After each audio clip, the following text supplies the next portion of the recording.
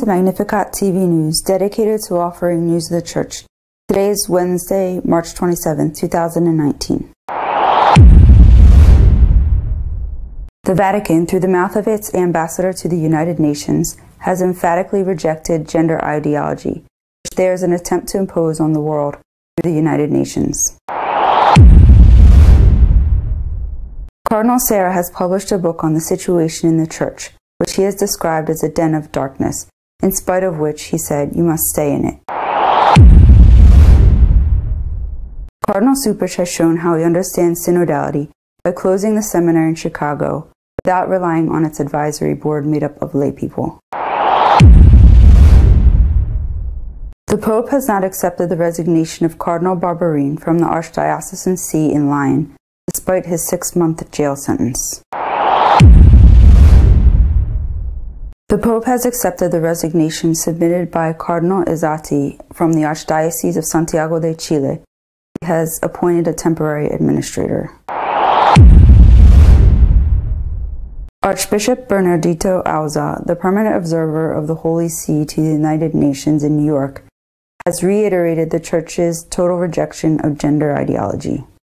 Archbishop Auza spoke at the event Gender Equality and Gender Ideology, Protecting Women and Girls, aimed at taking stock of the status of women in the world, their political, economical, civil, and social rights, as well as the education they receive. Before, there was a clear understanding of what it meant to be a woman. It was a matter of chromosomes. Now this clarity has been eroded by gender ideology, which theorizes about a personal identity separate from the sex. To substitute gender ideology for biological sex, the Archbishop warned, has enormous ramifications for the fate of women and especially children. Our sex, Archbishop Auza insisted, as well as our genes and other natural characteristics, are objective givens, not subjective choices. Pope Francis, the prelate recalled, is particularly concerned about gender ideology being taught to children, so that boys and girls are encouraged to question at the earliest stages of existence whether they are a boy or girl, and are told that gender is something one can choose. A den of darkness. This is how Cardinal Sarah, prefect of the Congregation for Divine Worship, has described the current state of the Church. In his latest book, Cardinal Robert Sarah opens his soul to address the dreadful crisis the Church is going through. I don't want to numb them with soothing and false words. I am not looking for success or popularity. This book is the cry of my soul. It is the cry of love for God and for my brothers. I cannot remain silent. I must not remain silent, says Cardinal Sarah. Christians are disoriented. Every day, I receive calls for help from everywhere, from people who don't know what to believe anymore.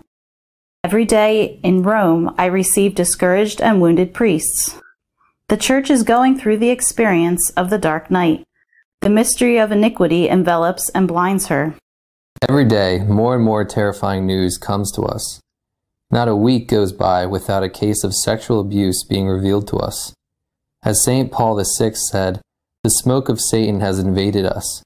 The Church, which should be a place of light, has become a den of darkness. This should be a safe and peaceful family home, and behold, it has become a den of thieves. Catholic doctrine is called into question, adds the Cardinal. In the name of so-called intellectual positions, the theologians take pleasure in deconstructing dogma and emptying morals of their profound meaning. Relativism is the mask of Judas disguised as an intellectual. How can we be surprised that so many priests break their commitments? He ends by saying, "Do not doubt. Hold fast to the doctrine. Keep praying." The devil pushes us towards division and schism. The devil wants us to believe that the Church has betrayed. But the Church does not betray. The Church, full of sinners, is herself without sin. Do not be tempted by hatred, division, manipulation. The recent decision of Cardinal Cupich to close the seminary in Chicago was made without consultation or transparency, according to its advisory board made up of lay people. The members of the advisory board of the College Seminary in Chicago wrote to Cardinal Cupich saying that his recent decision to close the seminary was conducted without consultation or transparency and will have a negative impact on the Archdiocese of Chicago. Aside from the horrible impact this decision will have on the seminarians and our church, we feel compelled to tell you that this unfortunate approach to decision-making is driving people away, not encouraging openness and healing to a broken church. CUPIC justifies the closure because of the decrease of aspirants to the priesthood. The closed seminary was devoted to those who did not have a college degree. There is another for those with degrees, which is not in Chicago, but in another diocese, where all the seminarians transfer. Since the arrival of CUPIC, vocations have sharply declined. Cardinal Barbarin will remain Archbishop of Lyon since the Pope did not accept his resignation. He submitted it after being convicted of protecting pedophiles. Pope Francis has not accepted the resignation of Cardinal Barbarin as the Archbishop of Lyon. That is what was communicated by the French Cardinal himself, who has decided to temporarily leave the operation of the Archdiocese in the hands of his Vicar General. The Cardinal traveled to Rome to submit his resignation to the Pope after being convicted at first instance by a French court for covering up sexual abuse committed by a priest. The Cardinal's lawyers have appealed the sentence. The Vicar General will temporarily assume the operation of the Archdiocese.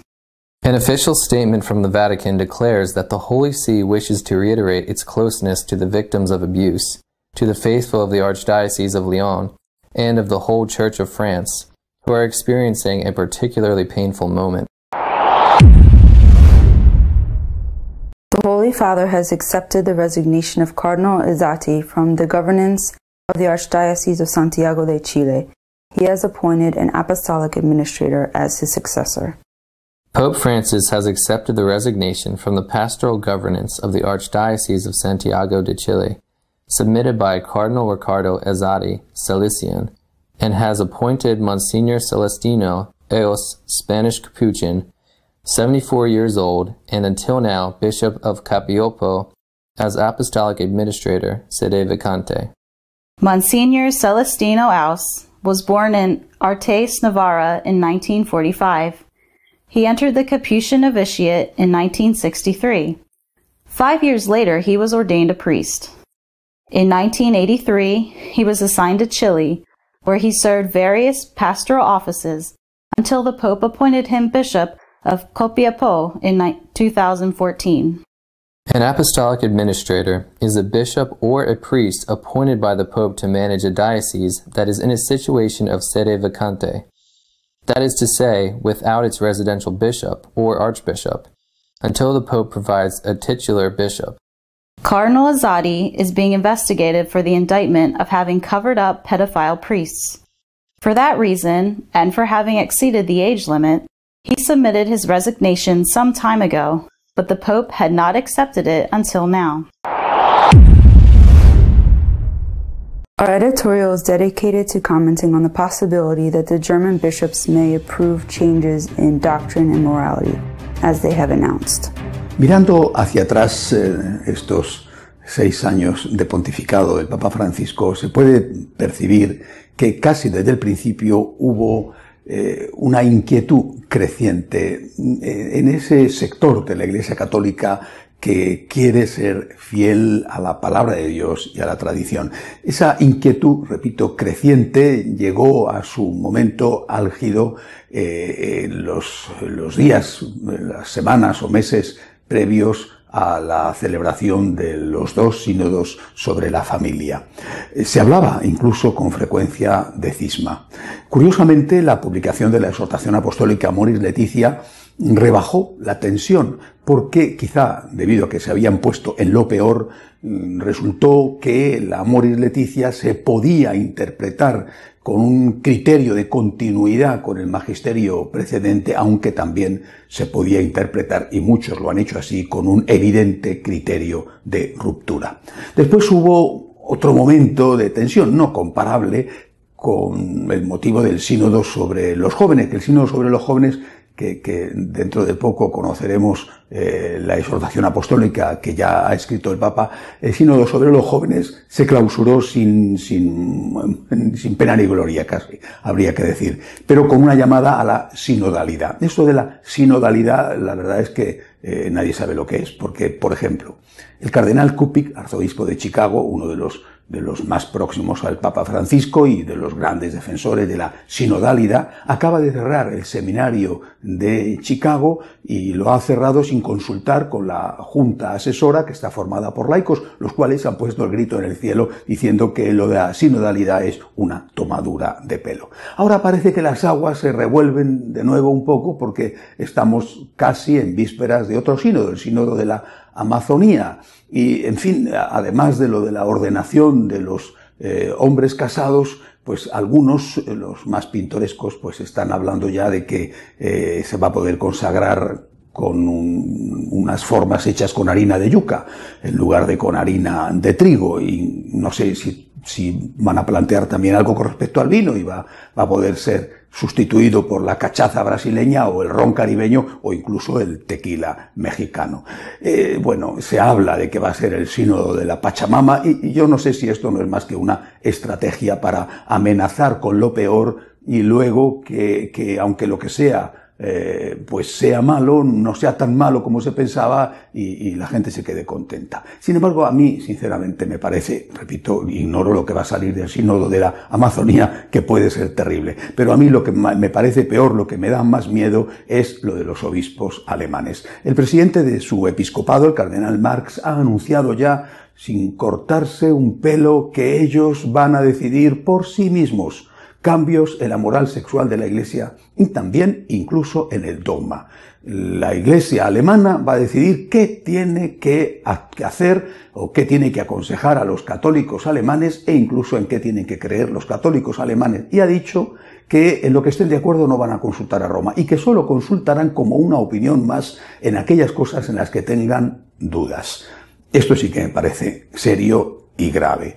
Y me lo parece no solamente por lo que pueda salir de ahí, sino porque hasta ahora, vuelvo a poner el ejemplo del Amoris Laetitia, lo que se ha hecho ha sido trabajar sobre la práctica pero sin tocar la teoría. Se ha utilizado de mala manera en muchos casos el concepto de discernimiento para que cada uno pudiera hacer lo que le apeteciera, repito, no en todos los casos, pero sí en muchos, por lo menos los más extremistas, pero la teoría quedaba sin tocar, quedaba como estaba. Los obispos alemanes parece que no tienen suficiente, que una vez que han ganado ya la práctica van a por la teoría, quieren modificar la teoría. Y esto, sinceramente, no se va a poder aceptar. También esta semana, junto a las palabras del cardenal Marx, se ha conocido la intervención de otro cardenal, el cardenal Sará, que es el prefecto de la Congregación para el Culto Divino. Sará ha publicado un libro en el cual, entre otras cosas, dice que la Iglesia se ha convertido en una madriguera de confusión. Son palabras tremendas, palabras gruesas, pero cuando uno lee con detenimiento el libro y concretamente ese artículo donde dice esto el cardenal Sará, se da cuenta de que lo que pretende el cardenal africano es en realidad que la gente no se vaya de la Iglesia. La cosa está muy mal, denuncia que la cosa está muy mal, pero ustedes no se vayan porque eso sería todavía peor. Es una llamada, por lo tanto, a permanecer a la unidad. La cuestión, me parece evidente, es ¿hasta cuándo? ¿Hasta cuándo habrá que seguir tragando sapos y culebras? ¿Hasta cuándo? Porque si sale adelante lo que están insinuando los alemanes, quizá haya llegado un punto en el cual ya no se pueda seguir tragando tanto. Y esto, creo yo, deja al Santo Padre en una situación muy, muy difícil. Me parece que no soy el único en pensar y en decir que los que se presentan como sus enemigos como sus amigos y portavoces son sus peores enemigos. Pero es que además cada vez son más las voces que dicen que el Papa les ha decepcionado. Voces de propios y de extraños, es decir, de su propio grupo, de su grupo de supuestos y autodenominados amigos y voces de los contrarios. El Papa les ha decepcionado porque pensaban que iba a haber más reformas. Y estas o son muy lentas o no son en absoluto lo que ellos quieren. Y me da la impresión, y repito, no soy el único al cual le da la impresión, de que están apretando el acelerador y que están poniendo al Santo Padre en una situación enormemente complicada, porque el Papa lo sabe perfectamente, que si se aceptan los cambios en la doctrina y en la moral, se va a producir el cisma. Lo sabe el Papa y no lo quiere hacer. Pero está siendo forzado a ello por aquellos, repito, que se consideran con derechos. No digo que los tengan, pero que se consideran con derechos porque ellos dan por supuesto que se les había prometido esos derechos a que se produzcan los cambios. El Papa les está resultando a sus amigos, les está resultando demasiado conservador y está empezando a ser muy molesto para ellos. Quieren acelerar las cosas poniendo al Papa en una encrucijada. O se cambia o ellos lo van a cambiar por su cuenta. Y entonces habrá que ver qué es lo que hacen el resto, qué es lo que hacemos los demás.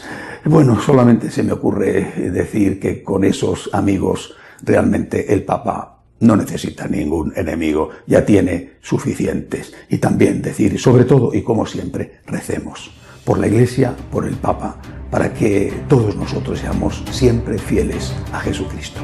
Hasta la semana que viene, si Dios quiere. If you want to stay on top of what is happening in the Church, you can visit our news webpage, www.catolicosonline.org. Until next week, God willing.